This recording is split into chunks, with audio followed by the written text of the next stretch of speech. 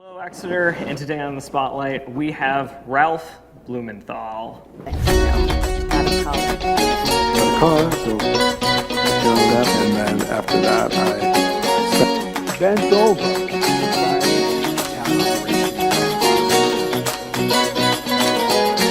Pleasure to have you on show 1.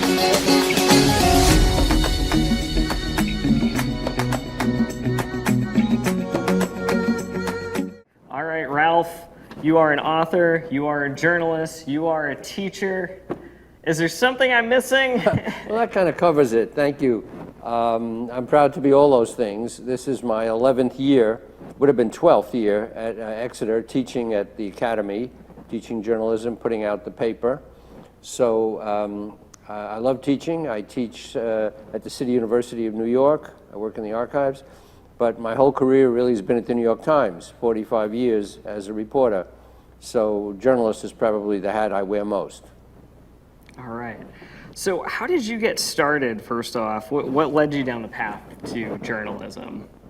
Wow. Well, I was an art student in college. I entered City College as an art student, and one day I walked into the newspaper office, the student newspaper office, and I saw how cool these guys were, interviewing other people, telling the other students what was going on, going everywhere, getting access where other students who didn't have access. Having something to say to girls that I met on college campus, say, hey, I'm from the newspaper, I want to talk to you. For all those reasons, I thought journalism was a wonderful career. And I ended up going to Columbia Journalism School. And after that, I started off as a copy boy at the New York Times, which is the lowest level you could get at the New York Times. But I loved that atmosphere. I got to meet the giants of journalism at a time when journalism was at its peak. Really, print, no internet yet. So I loved all that. So that's how I got started. I kept writing. I got put on the staff pretty quickly and stayed on the staff for 45 years. That's great. And so during that 45-year period, eventually you found Exeter here. And so you said you were also working at the New York Archive as well? Right. What happened is I retired from the Times after 45 years in 2009. So then I joined Baruch College, which is a unit of the City University of New York, as a journalism teacher and somebody doing research in the archive. I was supervising the archives because they have a lot of historical collections. Mm-hmm. And then I applied here this summer, and the stars were in alignment because they needed somebody to teach journalism just then. Their regular person had left. So it all came together. So I started in 2010. I retired in December 2009, so the summer of 2010 was my first summer here, and I've been here ever since, except 1 year last year for COVID. Yeah, wow, that's incredible. And so, I mean, I started, I have this very tiny, almost like ant-size on and off teaching program. And this is like, maybe I'll do a lecture at a library or some art place, right. Or want someone to come in for a weekend or something. And it's very small stuff, but what inspired you or brought you along into teaching? Well, I always liked talking to kids, young people, and trying to teach them the basics of the profession. I'm obviously very passionate about journalism, having done it for so long. I also know that it's very important to prepare the younger generation. There's no more important job in our society than journalism, really, to prepare to, report on what's going on in the world, right the wrongs of the world, report on the problems of the world. But it's a skill. I mean, it takes a lot of knowledge to do it properly. Anybody on the internet can be a, quote, journalist. I mean, you can just take a picture, put it out, write an article, but that's not necessarily a well-informed article, well-researched, authoritative. So there are skills that are involved. Mm-hmm. And I love the opportunity to talk to young people, tell them what it was that inspired me about journalism, why they have to learn to do it right, how to check things out, not to take anything, just rumors and put it out. So I love that part of it. So that's why I decided to go into teaching. Excellent. Wow, that is wonderful. I remember my first roommate in college.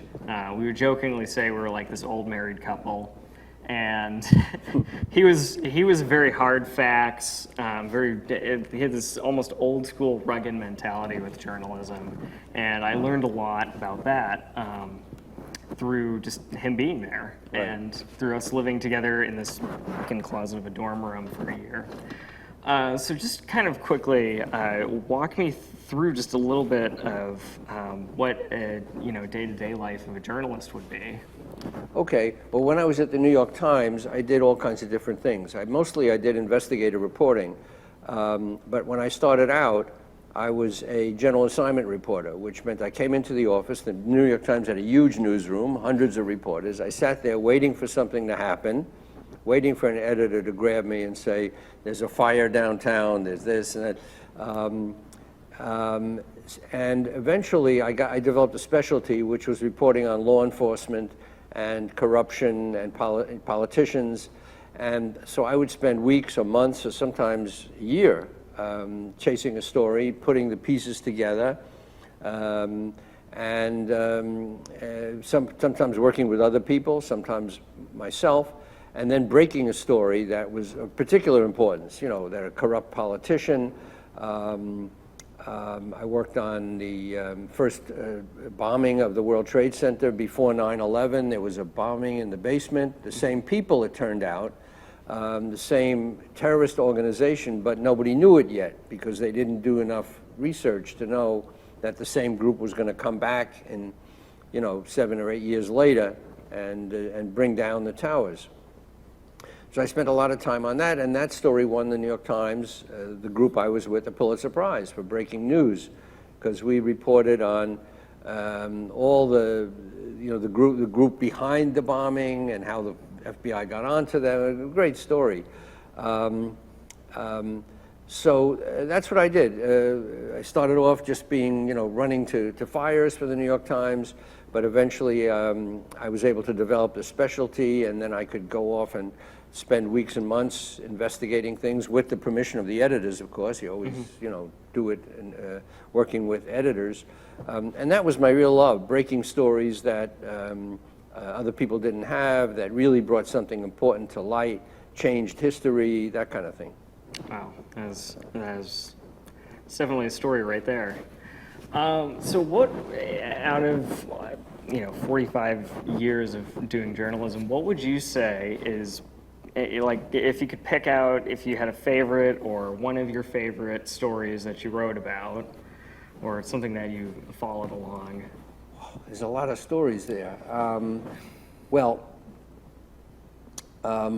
Early in my career, I was a foreign correspondent. So the first place they sent me was West Germany then. Today it's United Germany. So I reported on conditions in Germany, which was still struggling after World War II.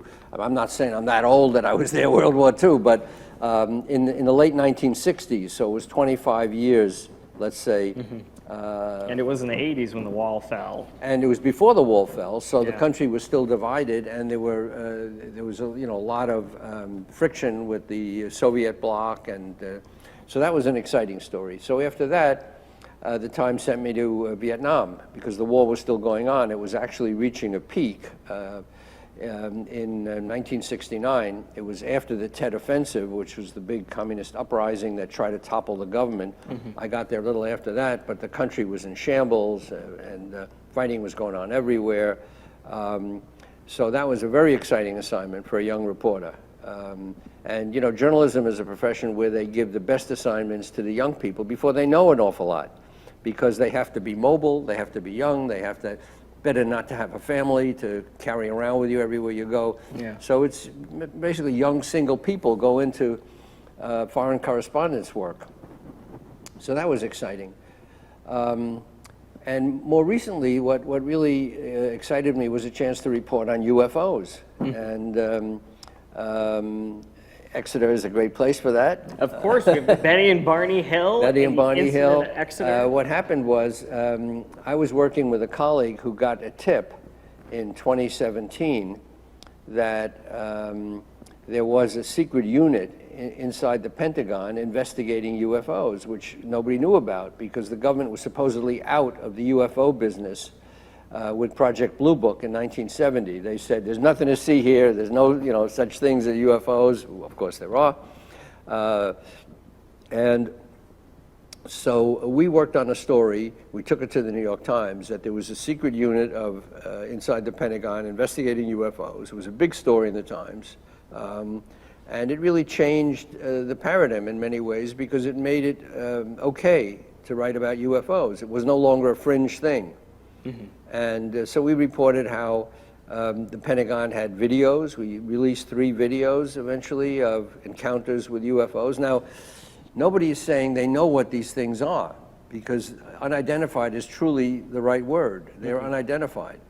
But they exist, which was the real revelation. They're not mental illness, they're not hallucinations, it's not swamp gas, as one investigator once said infamously. It's not reflections of lights off the desert floor. People have seen these things pretty close up, and they have very detailed descriptions, including obviously the incident at Exeter in 1965, I believe. Mm-hmm. So that's been my reporting since then. I had left the Times, but I still contributed to the Times. So I contributed to several stories that we ran about that since. And then my book on UFOs and John Mack, the Harvard psychiatrist who investigated UFOs and alien abduction, that came out later. And how about for the audience's sake, you can show them the cover of your book and let them know just a little bit about this. Okay, so I started working on this book 16 years ago because I was a correspondent in Texas for the New York Times, and I happened to pick up one of John Mack's books called Passport to the Cosmos. I didn't know who John Mack was. He turned out, I found out, to be a Harvard psychiatrist who was very interested in the stories of UFOs and even more interested in the stories of people who said they were encountering or abducted by alien beings. Pretty sensational stuff for a Harvard psychiatrist. It's sensational anyway. Yeah. So I thought, gee, I should call this guy up and interview him. I was very naive. I didn't know that he was already famous, that he had already been on Oprah, he'd been in the New York Times. I'd skipped over all that. So I thought, I'll give him a call. Well, the next few days I picked up the paper and he was dead. He'd been run over in London by a drunk driver. He was in London for a conference. And so I couldn't interview him, but I stayed in touch with the family. Mm-hmm. I tracked down his family, and I said I want access to his papers. And they eventually gave it to me. And I spent the next 16 years interviewing his family and his friends and going through his archives and writing this book, which came out in March. So it's only been a few months, but it's gotten a good reception so far. I'm particularly thrilled to be in Exeter, which is a place I write about in my book. I tell the story of the incident in Exeter and Betty and Barney Hill. So I feel like I'm on kind of hallowed ground here. So that's how I came to do the book. Yeah. And so just quickly a couple of notes, because I've heard you talk about John Mack, but just so the audience also knows, just a little bit more about John, just quickly, a spark note of him outside of the UFO phenomenon. Okay. Well, he was at Harvard, right down the road here, and he was a very esteemed psychiatrist before this UFO stuff came along. He had written a biography of T.E. Lawrence of Arabia, that won the Pulitzer Prize in 1977. So he was already a well-known figure. He had written a book on nightmares, so nobody later could say, you don't understand, John, these are just nightmares. He said, look, I studied nightmares. These are not nightmares, because they don't always happen at night. Mm-hmm.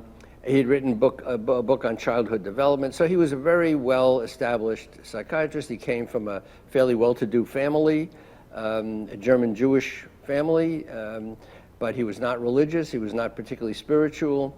But then, as I outline in the book, a number of things happened in his career that sort of pushed him towards the spiritual side. Mm-hmm. He went out to Esalen on the West Coast, in the Pacific think tank, where they were doing all kinds of experiments with hallucinogenic drugs and spiritual matters, and he got very hooked into that, and particularly something called holotropic breathing. Mm-hmm. By controlling your breathing, rhythmically to music, you can elevate your consciousness almost like going into a hypnotic trance, which he did. And he said, wow, there's a whole other world out there that I didn't realize. Even though I was a psychiatrist, he didn't realize how the mind could do these strange things.